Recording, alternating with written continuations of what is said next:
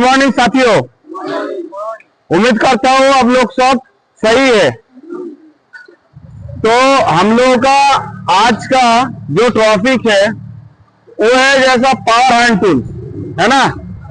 तो हम लोगों को ये समझना पड़ेगा पावर हैंड टूल्स क्या है, इसमें हम लोगों का क्या क्या खतरा है और इस खतरा को बचने के लिए हम लोगों को क्या क्या प्रिकॉशन हम लोगों को लेना पड़ेगा, इस चीज के बारे में हम लोग बात करेंगे। तो पहले हम लोग जान लेंगे पावर हैंड टूल्स क्या है ना।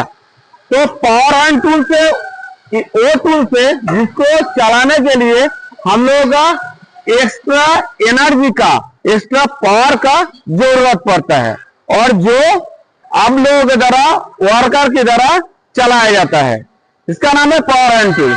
अच्छा, तो इसमें हम लोगों का क्या क्या खतरा है, जैसा इस मशीन को लिया जो पावर हैंड टूल जिसमें पावर का सप्लाई रहता है, तो वो पहला ही जो खतरा है वो है शॉक, इलेक्ट्रिकल शॉक। अच्छा, दूसरा चीज क्या है, हम लोग इस चीज से जब करते हैं तो इसमें जो स्पार्क निकलता है ना, तो ये जो स्पार्क वो एक क्या हो गया, हजार्ड है। मतलब जो धुआं निकलता है, जो स्पार्क निकलता है, जो चिंगारी निकलता है, वो हो गया हजार्ड। अगर जब चिंगारी इसमें निकलता है तो तब आपका जो पास में अगर कोई कॉम्बस्टेबल मटेरियल जैसा कोई जलने वाला चीज रहेगा तो वो भी एक क्या हो गया, हजार्ड हो गया। उसके बाद ये जो ग्राइंडिंग का ये जो व्हील है ना, ये व्हील भी एक हजार्ड है। क्यों? ये चीज हम लोगों का क्या टूट सकता है ना। तो एक हजार है। और आपका क्या, फायर एंड एक्सपॉल्यूशन, मतलब इसमें इस मशीन के अंदर आग लग सकता है, इस मशीन जो है आपका ब्लास्ट कर सकता है। तो ये भी हो गया आपका एक क्या, हजार्ड। और आपका हजार्ड है इसमें जैसा आपका ये जो अगर केबल है ये डैमेज रहेगा, ये बॉडी जो है ये क्रैक रहेगा, तो ये भी एक हजार्ड है। उसके बाद क्या, नॉइस, मतलब ये मशीन, बहुत सारे मशीन चलाने का टाइम पे हम लोगों का जो साउंड होता है वो भी हम लोग का हमेशा जो हम लोग कान में घुसता है वो भी क्या हो गया, वो भी एक हजार्ड हो गया। उसके बाद क्या, रिपीटेडली जो यूज, मतलब एवरी डे जो इस मशीन को हम लोग यूज करता है, तो ये भी एक हजार्ड हो गया, है ना। तो इसका जो हजार्ड के बारे में हम लोग जान लिया। अभी क्या है, इसका जो प्रिकॉशन है, मतलब इस हजार्ड को बचने के लिए हम लोगों को सही से काम करने के लिए हम लोगों का क्या क्या प्रिकॉशन लेना पड़ेगा, उसके बारे में भी हम लोगों को जानना पड़ेगा। तो वो क्या है, जैसा आपका कोई भी पावर हैंड टूल, मतलब एवरी पावर हैंड टूल आपका इंस्पेक्टेड होना चाहिए।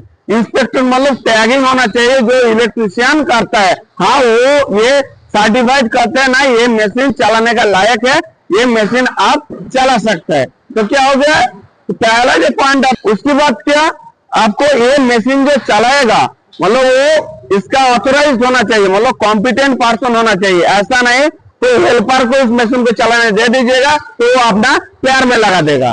इसलिए क्या है, कॉम्पिटेंट पर्सन होना जरूरी है। उसके बाद क्या होना चाहिए, ऑल इलेक्ट्रिकल केबल, है ना, जो एवरी इलेक्ट्रिकल केबल है वो क्या डैमेज नहीं होना चाहिए, इसको कोई नेकेड घुसाना नहीं चाहिए, तो इसको देखना पड़ेगा। कोई बॉडी जो है क्रैक नहीं होना चाहिए, अगर क्रैक हो गया तो उसको रिप्लेस करना पड़ेगा, तो इसको हम लोग को देखना पड़ेगा। उसके बाद हम लोग क्या है, काम करने का बाद इसको सही हिसाब से गुड कंडीशन में इसको रखना पड़ेगा, ऐसा नहीं जहां तक फेंक के रख दिया।